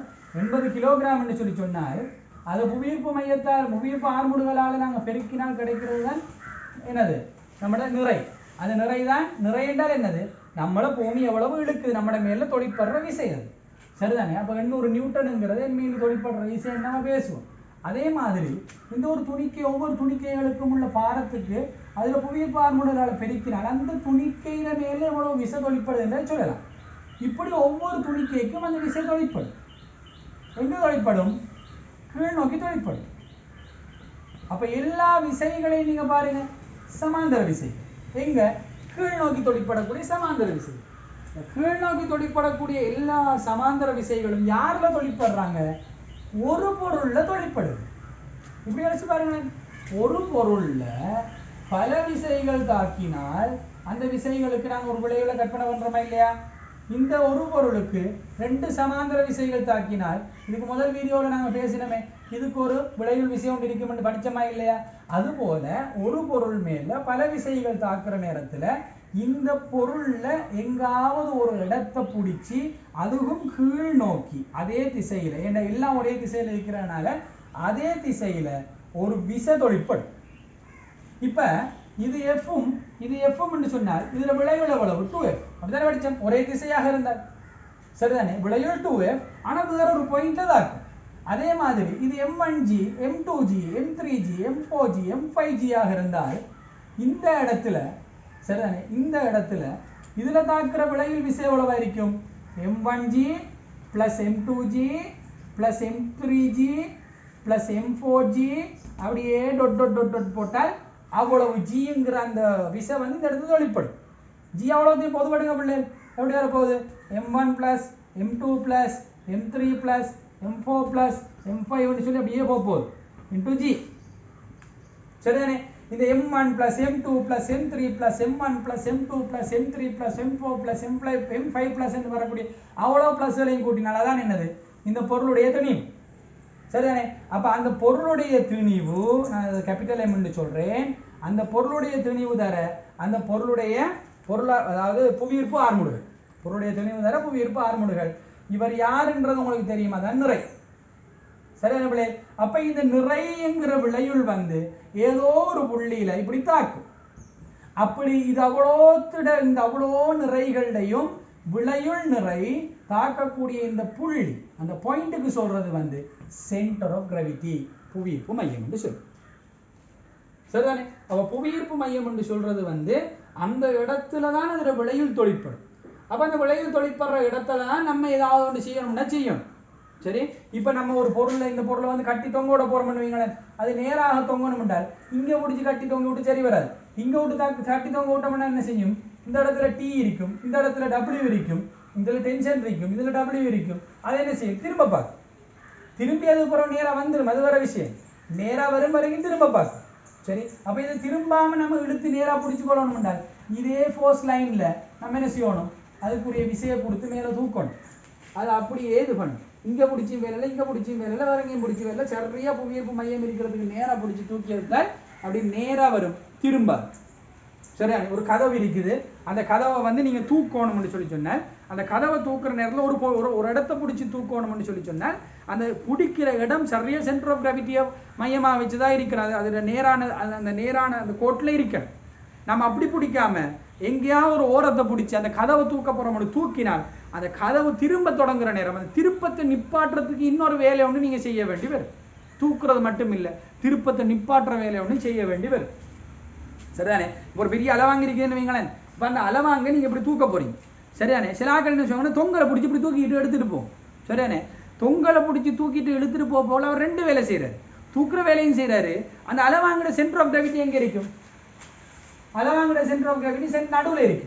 இவர் இங்க முடிச்சு தூக்குறதுனால இந்த இடம் வந்து பல்கிரமாக தொழிற்படும் சுழற்சி அச்சாக தொழிற்படும் சுழலும் தானமாக தொழிற்படும் சரிதானே எதுக்கு இந்த ஃபோர்ஸ் W அப்ப இவர் என்ன செய்யணும் இந்த இடத்துல இங்க எங்கேயாவது ஒரு தரம் கையை கொடுத்து பெரிய ஒரு ஃபோர்ஸை கொடுத்து இந்த திருப்பத்தை வந்து ஜீரோ ஆக்கணும் சரிதானே அப்ப இந்த திருப்பத்தை ஜீரோ ஆக்குறதுக்கு இங்க ஒரு பெரிய ஒரு விசையை கொடுத்து திருப்பத்தையும் தாங்கி கொண்டு தூக்குற தர பாரத்தையும் தாங்கி கொண்டு அவர் போகணும் போய் சரிதானே அந்த பொருளை தூக்கிட்டு போறது அவ்வளவு வேலை செய்யணும் அவர் ரைட் அதெல்லாம் செய்ய தேவை இந்த இடத்துல தான் அதுல சென்டர் ஆஃப் கிராவிட்டினால் இங்கேயே பிடிச்சி தூக்கிட்டால் திருப்பத்துற கதையே இல்லை அதுல பாட்டை தூக்கிட்டு போகல சரி அப்ப இந்த மாதிரியாக நம்மளோட வேலைகளை லேசாக்குறதுக்கு நமக்கு இந்த சென்டர் ஆஃப் கிராவிட்டிங்கிற அறிவு கட்டாயம் தேவை சென்டர் ஆஃப் கிராவிட்டி பிள்ளைகள் பொருளுக்கு பொருள் வித்தியாசப்படும் சரிதானே எப்பயுமே சென்டர் ஆஃப் கிராவிட்டிங்கிறது வந்து அதாவது பொதுவாகவே விளையுள்ளுங்கிற வார்த்தை வந்து சரி யாருக்கிட்ட கூடுதலான சான்சஸ் இருக்கு அந்த சைடுக்கு தான் கூடுதலாக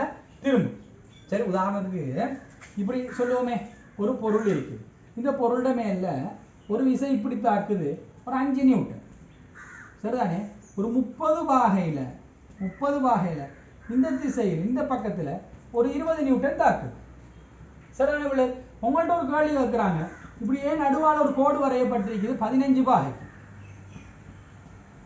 பாகைக்கு ஒரு கோடு ஒன்று வரையப்பட்டிருக்கு இப்ப அவங்க கேட்கிறாங்க இந்த விளையுள் இது ரெண்டுதையும் விளையுள் 15 கோட்டுக்கு அங்கால வருமா கோட்டுக்கு இங்கால வருமானு கேட்டால் இங்கெல்லாம் வரும் ஏன்னா யார் எஃபெக்ட் கூடுதலாக இருக்குது இவர் எஃபெக்ட் தான் கூடுதலாக இருக்கு 20 நியூட்டன் எஃபெக்ட் கூடுதலாக இருந்தால் 20 நியூட்டன் பக்கத்துக்கு தான் அந்த விளையுள் வரும் இப்ப விளைவுல இந்த இடத்துல தொழிற்பட்டு இந்த 20 15 ஆக்கினீங்க இந்த விளைவுங்கிறது கொஞ்சம் அங்கால செய் 15 10 ஆக்கினீங்க இன்னும் கொஞ்சம் அங்கால செய் 15 5 20 5 ஆக்கினீங்கன்னு சொல்லி சொன்னா 10 5 ஆக்கினீங்கன்னு சொல்லி சொன்னா சரியா நடுவுல வைத்து நிக்குமே இது மஞ்சி இது மஞ்சி விளைவுங்கிறது சரியா நடுவுல போய் நிக்கும் சரிதானே ரைட் அப்ப இந்த விளைவுங்கிறது பெருமானத்தை குறைக்க குறைக்க குறைக்க குறைக்க அதுல பக்கத்துக்கு கூடினதுல பக்கத்துக்கு திரும்பும் சரி பெருமானத்தை கூட்ட கூட்ட கூட்ட கூடின பக்கத்துக்கு வரப்பாக்கு கூடின பக்கத்துல இருந்து திரும்புற மாதிரி கூட்டின பக்கத்துக்கு வரப்பாக்கு சரிதானே இதை நீங்க ஞாபகம் வச்சுக்கணும் அதே மாதிரி தான் இது எல்லாத்திலையும் விளைவு தான் இதுன்றதுனால ஒரு பொருள் இப்படி இருக்குதுன்னு வைங்களேன்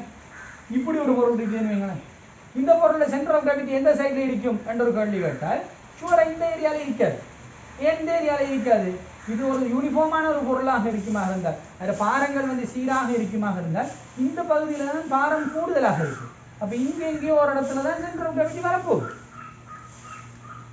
சரிதானே அப்ப அந்த சென்டர் ஆஃப் கிராவிட்டிங்கிறது அங்கால பக்கம் தான் வரும் அது இதுக்கு பாரமாகத்தான் இதுல நடுவுல வரும் என்று சொல்ல வரலன்னா இதுக்கு பாரமாக இங்கே ஒரு இடத்துக்கு தான் வரும் அதுல சைடுக்கு தான் வரப்போகுது சரிதானே அதே மாதிரி சில பொருட்கள் இருக்குது சீரான பொருட்களுக்கு சென்டர் ஆஃப் கிராவிட்டி பிரச்சனை இல்லை சரி ஏனென்றால் அந்த சீரான பொருட்களுக்கு அதுல சமச்சீரை வச்சுக்கொண்டு நடுப்புள்ளியில இந்த சென்டர் ஆஃப் கிராவிட்டி வரும் என்று நாங்க அனுமானமாக சொல்லலாம் உதாரணத்துக்கு ஒரு ரோட் எடுத்தீங்கன்னு சொல்லி சொன்னால் ஒரு சீரான கோல் எடுத்தீங்கன்னா நடுவுல தான் அது சென்டர் ஆஃப் கிராவிட்டி இருக்கு சரி ஒரு டிஸ்க் எடுத்தீங்கன்னு சொல்லி சொன்னால் ரைட் அதுல நடுவுல தான் சென்டர் ஆஃப் கிராவிட்டி இருக்கு ஒரு ரிங் எடுத்தீங்கன்னு சொல்லி சொன்னால் ரிங் ஷேப் எடுத்தீங்கன்னு சொல்லி சொன்னால் அந்த ரிங் வந்து சீராக இருக்கும் பட்சத்துல அது நடுவுல தான் அது சென்டர் ஆஃப் கிராவிட்டி இருக்கு சரி அதே மாதிரி ஒரு பாக்ஸ் ஷேப்ல ஏதாவது ஒன்று இருக்குமாக இருந்தால் ஒரு பாக்ஸ் ஷேப்ல அது ஒரு என்னவா இருக்கலாம் ஒரு சதுரமாக இருக்கலாம் செவ்வகமாக இருக்கலாம் சாய் சதுரமாக இருக்கலாம் ஈக்குவல் யூனிஃபார்மான ஒரு சமச்சீர் ஒரு சிமெட்ரிக்கலான ஒரு பொருளாக இருக்குமாக இருந்தால் அந்த பொருளுக்கு நடுவுல தான் என்ன இருக்கும் அதுல புவியீர்ப்பு மையம் இருக்கு சரி இப்படி சில பொருட்களுக்கு புவியீர்ப்பு மையம் நடுவுல இங்க எங்க இருக்குங்கிறத கண்டுபிடிக்கலாம் ஒரு சிலிண்ட்ரிக்கல் ஆப்ஜெக்டாக இருந்தால் இந்த சிலிண்டருக்கு இந்த இடத்துல நடுவுல போற ஆக்சிஸ்ல இந்த நடுப்புள்ளியில இருக்கு ஏன்னா இது ஒரு பல வளையங்கள்ட தொகுதி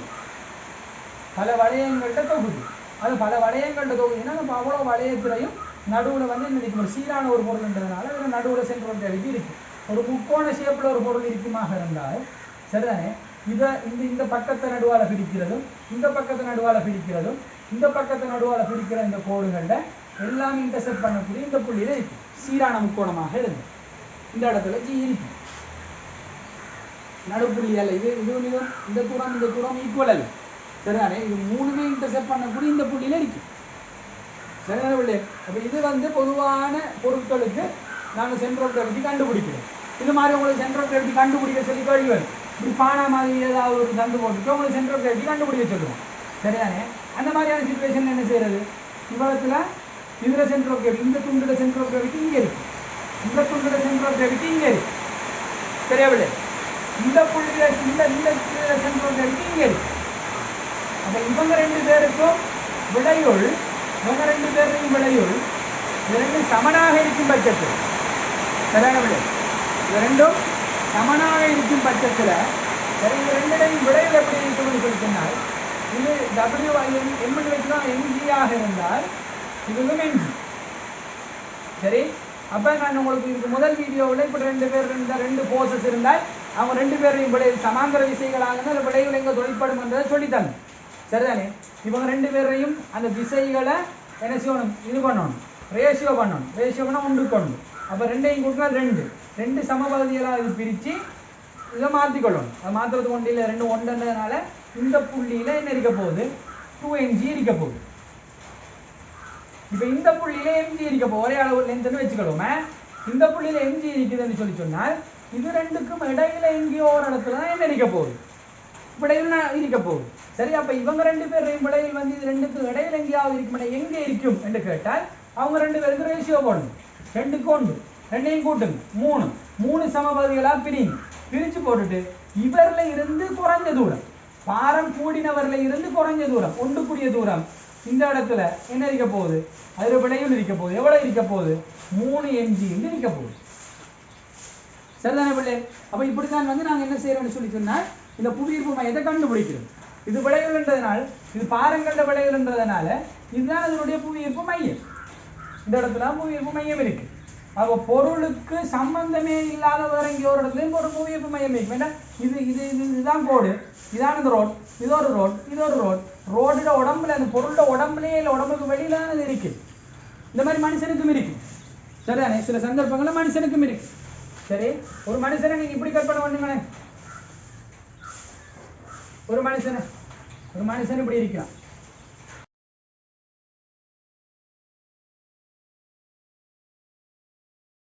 நல்ல ஸ்லிம்மா ஒரு மனுஷன் இருக்கிறான்னு வச்சுக்கணும். ஸ்லிம்மான ஒரு மனுஷன். சரி, அப்ப இவனை நான் கற்பனை பண்ணலாம் எப்படின்னு சொன்னா ஒரு ரோட் மாதிரி கற்பனை பண்ணலாம். இப்போ ரோட் மாதிரி கற்பனை பண்ணினாலும் சில நேரங்களில் இந்த மேல் பகுதியில் பாரம் குறைவாங்க, கீழுக்கு எலும்புகள் எல்லாம் நிறைய இருக்கிற பாரம் கூடுதலாக, உள்ளுக்கு ஓகன்ஸ் இருக்குது, அது எல்லாத்தையும் வச்சுக்கொண்டு பாரங்களை நாங்கள் ஈக்குவலண்ட் வச்சுக்கிடுவோமே. சரியான எலும்புகளில் பாரம், ஓகன்ஸில் பாரம் எல்லாம் ஈக்குவலண்ட் வச்சு பொதுவாக இந்த வயிற்று பகுதி, இந்த ஏரியாவில் வயிற்றோட சம்பந்தப்பட்ட பகுதியில் புவியீர்ப்பு மையம் தாக்கும். வயிற்றுல புவியீர்ப்பு மையம் தாக்குறதுக்கான வாய்ப்பு இருக்கு. அப்போ சீரான கோருண்டா அந்த பொருளுக்குள்ளே இருக்கு. சரியான பிள்ளை. இப்போ சிலாக்கள் என்ன செஞ்சிருவாங்கன்னு சொன்னால் வயிற்றை வளர்த்து வச்சிருப்பார். நல்ல ஒரு வண்டி விழுந்திருக்கு. சரி, வண்டி விழுந்தால் இந்த உடம்புட இந்த நேர்கோட்டுக்கு வெளியில ஒரு பாரம் வர தொடங்கி, அப்ப இந்த புவியீர்ப்பு மையம் கொஞ்சம் இங்கால போறதுக்கான வாய்ப்பு இருக்கு. சரிதானே? இந்த புவியீர்ப்பு மையம் கொஞ்சம் விலகி தள்ளி போறதுக்கான வாய்ப்பு இருக்கு. தள்ளி போன ஒரு பிரச்சனை வரும். என்ன பிரச்சனை வரும்னால், சரி, இந்த இடத்துல கீழுக்கு நிலம் இடத்துல ஒரு மறுதாக்கத்தை கொடுக்கும். இந்த பாரத்துக்கு ஒரு மறுதாக்கம் இருக்கு. அப்ப நிலத்தால மனிதன் மீது பிரயோகிக்கப்பட்ட விசை இந்த மறுதாக்கம். மனிதனுக்கு உடம்புக்குள்ள தொழிற்படக்கூடிய விசை இந்த எம்ஜி நிறை. அவை ரெண்டுமே மனிதன்ல தொழிற்படுற விசை தான். இந்த மனுஷன்ல ஆறுங்கிறது தொழிற்படுது, எம்ஜிங்கிறது தொழிற்படுது. அப்போ ஒரு பொருள்ல ரெண்டு விசைகள் தொழிற்படுற நேரத்துல அந்த ரெண்டு விசைகளையும் கொண்டு அந்த பொருளுடைய இயக்கம் தீர்மானிக்கப்படும். இப்ப இந்த ரெண்டு விசையும் ஒரே நேர்கோட்டில் இல்லைன்றதுனால இவங்க ரெண்டு பேரும் இப்படி திரும்ப தொடங்குவாங்க. அப்படித்தானே? ரெண்டு விசை ரெண்டு சைட்ல தொழிற்படுற நேரத்தில் இவங்க திரும்ப தொடங்குவாங்க. விசையின் திருப்பம் கொண்டு வரும். அப்ப திருப்பம் கொண்டு வர போல இவர் கவுண்டு கீழே உழுறதுக்கான வாய்ப்பு இருக்கு. அப்ப இந்த மாதிரி வண்டி வச்ச கேசுகள் என்ன செய்வாங்கன்னு சொன்னால், பொதுவாக அவங்க நடக்கிற நேரத்துல, சரிதானே, அவங்க நடக்கிற நேரத்துல வயிற்றை கொஞ்சம் முன்னுக்கு தள்ளி தான் நடப்பாங்க.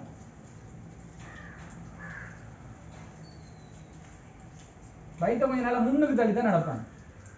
சரி, முன்னுக்கு தள்ளியல இந்த உடம்ப பின்னுக்கு எடுக்கு. எப்படி சொல்றேன்னா, வயிற்றை முன்னுக்கு தள்ளின்றதல்ல, அது அர்த்தம் உடம்ப பின்னுக்கு இழுக்கு. இந்த வயிறு இப்படித்தான் இருக்கும். இந்த வயிறை பின்னுக்கு இழுக்கல அதே உள்ளே. சரி, கையை போட்டா இழுக்க, சரியா உடம்பால அதை பின்னுக்கு இழுக்க பார்ப்பாங்க. பின்னுக்கு இழுக்க பார்க்குற நேரம் இந்த வயிறு இருக்கிற இடத்துக்கு இந்த காலை கொண்டு வர்றதுக்கு முயற்சி எடுப்பாங்க. சரியோ? அப்ப இந்த இந்த பாயிண்ட் கொஞ்சம் பின்னுக்கா, சென்டர் ஆஃப் கிராவிட்டியோட இடம் மாறாது. இந்த பாயிண்ட்ல இருந்து இடத்துல வெளியில தாக்குறது கொஞ்சம் இப்படி பின்னுக்கா, இப்படி கொஞ்சம் பின்னுக்கா இப்படி நடக்க போகும்போது என்ன செய்யும், அது கொஞ்சம் அப்படி பின்னுக்காகும். பின்னுக்காகிற நேரத்துல இதுவும் ஒரே நேர்கோட்டில் வரும். அப்ப ஆளுக்கு நேரா நிக்கலாம். சரிதானே? அப்ப வண்டி வச்சு திண்டால் நம்ம இப்படி நின்றால் தான் அவருக்கு என்ன செய்யலாம், அந்த உடம்பை சரியா நேராக மெயின்டைன் பண்ணலாம். இப்படி நின்றால் கவுண்ட் விழுந்துருவார். அவருக்கு அந்த ஸ்டெபிலிட்டி இருக்காது. அந்த ஸ்டேபிள் கண்டிஷனை கொண்டு வரது கொஞ்சம் பின்னுக்கு ஆகினாதான் சரி. சரியா? இது வண்டி வந்த கேஸு. சரி, பொதுவாக கர்ப்பிணி தாய்மார்களோட வயிற்றுல ஒரு குழந்தையே இருக்கு, அதுக்குள்ள ஒரு 3 கிலோ இருக்கு. அப்ப அவங்களும் என்ன செய்வாங்கன்னு சொன்னால், அவங்க இயற்கையாக அவங்களுக்கு ஏற்பட்ட ஒரு பாதி ஒரு நிலைமை காரணத்தால் அவங்க என்ன செய்யறாங்கன்னு சொன்னால், உடம்பு இப்படி பின்னுக்காக்கி தான் அவங்க நடப்பாங்க. நீங்க பார்த்துருப்பீங்க சில நேரம் அந்த உடம்பு பின்னுக்காகினதுனாலேயே அவங்களோட முதுகு வலிக்கும். அந்த முதுகுல இப்படி ஒரு சப்போர்ட் ஒன்று இப்படி கொடுத்து கொண்டு தான் இப்படி நடப்பாங்க. ஏன்னா அந்த முதுகு வலியை தாங்கி கொள்றதுக்காக கையால் ஒரு சப்போர்ட் ஒன்று அவங்க கொடுப்பாங்க. சரி, அந்த முதுகு முழுமையா தாங்காது. அப்படியெல்லாம் நம்மளை கஷ்டப்பட்டு சுமந்து பெற்றுத்தான் இந்த உலகத்துக்கு கொண்டு சேர்த்திருக்கிறாங்க. 10 மாசம் அந்த சென்டர் ஆஃப் கிராவிட்டியை உடம்புல இருந்து வெளியில வச்சுக்கொண்டு, சரி, ஆனால் அந்த சென்டர் ஆஃப் கிராவிட்டியை உடம்புட சமநிலையை தாங்கிறதுக்காக வேண்டி அதை கொண்டு வரணும்ன்றதுக்காக அவங்க எடுக்கிற முயற்சி கஷ்டம், படுற பாடு, நடக்கிறது கஷ்டம், ஓடுறது கஷ்டம். சரி, அவங்க நினைச்ச மாதிரி ஒரு வேலையை செய்யல, அது தூங்குறது கஷ்டம். சரிதானே? தூங்கினா ஒரு பக்கத்துக்கு இழுக்கும். அந்த டைம்ல எல்லாம் சென்டர் ஆஃப் கிராவிட்டியை அதுக்கேற்ற மாதிரி அட்ஜஸ்ட் பண்ணி தூங்கணும். சரி, அப்ப நம்மளோட தாய்மாருக்கு அல்லாஹ் தஆலா ரஹ்மத் செய்யணும். சரிதானே? அவங்களுக்கு சொர்க்கத்தை கொடுக்கணும். ரைட். அவ்வளவு கஷ்டப்பட்டு பாடுபட்டு தான் நம்ம எல்லாம் பெற்றெடுத்திருக்கிறோம். சென்டர் ஆஃப் கிராவிட்டி நமக்கு இந்த பாடத்தையும் சொல்லி தரும்படு, சரிதானே? அப்போ இதுதான் சென்டர் ஆஃப் கிராவிட்டி சம்பந்தமாக நீங்கள் தெரிஞ்சிருக்க வேண்டிய விஷயம். புவியீர்ப்பு மையம், சரியானவளே? கீழே எழுதிக்கொள்ளுங்க. புவியீர்ப்பு மையம் தலையங்கத்துக்கு கீழே எழுதிக்கொள்ளுங்க.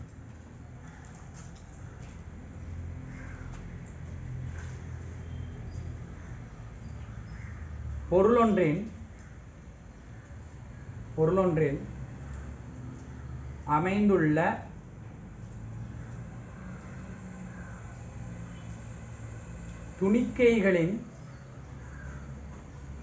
துணிக்கைகளின் தனித்தனி புவியீர்ப்பு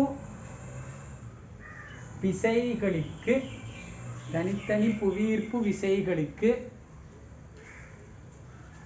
ஓர் விளையுள்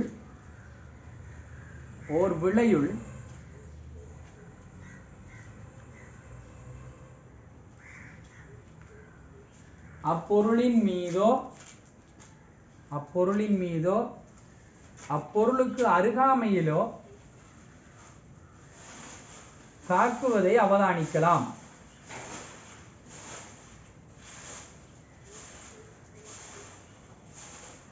அப்பொருளின் மீதோ அல்லது அப்பொருளுக்கு அருகாமையிலோ உள்ள ஒரு புள்ளியில் தாக்குவதை அவதானிக்கலாம். அப்படி போட்டுக்கலாம். ஒரு புள்ளியில் தாக்குவதை அவதானிக்கலாம். அப்புள்ளி புவியீர்ப்பு மையம் என அழைக்கப்படும். புள்ளி புவியீர்ப்பு மையம் என அழைக்கப்படும். சரி பிள்ளைகள், கொஸ்டின் சீரீஸில் நாங்கள் கேள்வி செய்யும் போது புவியீர்ப்பு மையம் சம்பந்தமாக இன்னும் கொஞ்சம் டிஸ்கஸ் பண்ணிக்கொண்டு கேள்விகளை செய்யும். சரியான பிள்ளைகள்? அப்போ இதுதான் உங்களோட 2.3யோட சம்மந்தப்பட்டது. அப்போ ஒருதள விசைகளோட சம்மந்தப்பட்ட முக்கியமான சில விஷயங்களை நாங்கள் இந்த கடைசியாக நாங்கள் படித்த இந்த வீடியோவோட சேர்த்து இதுக்கு முன்னால் ஒரு 2 வீடியோ, அந்த 3 வீடியோலையும் நாங்கள் பார்த்துருக்கிறோம். 3 பாட்டில் பார்த்துருக்கிறோம். இன்ஷா அல்லாஹ் அடுத்த பகுதியை போகிறோம். அடுத்த பகுதி வந்து 2.4 வேலை சக்தி வலி, ஒர்க் எனர்ஜி பவர். சரிதானே? நல்ல இன்ட்ரெஸ்டிங்கான செக்ஷன். இன்ஷா அல்லாஹ் அடுத்த செக்ஷனில் அடுத்த வீடியோவில் சந்திப்போம். பாரக்கல்லாஹு ஃபீக்கும், ஜஸாக்குமுல்லாஹ்.